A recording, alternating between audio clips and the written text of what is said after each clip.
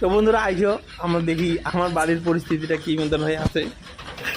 এই দেখো প্রথমে একটা একটা অনাথ জুতাটা পড়িয়ে আছে, অনাথ, ওর আশেপাশে কোনো সঙ্গী নাই।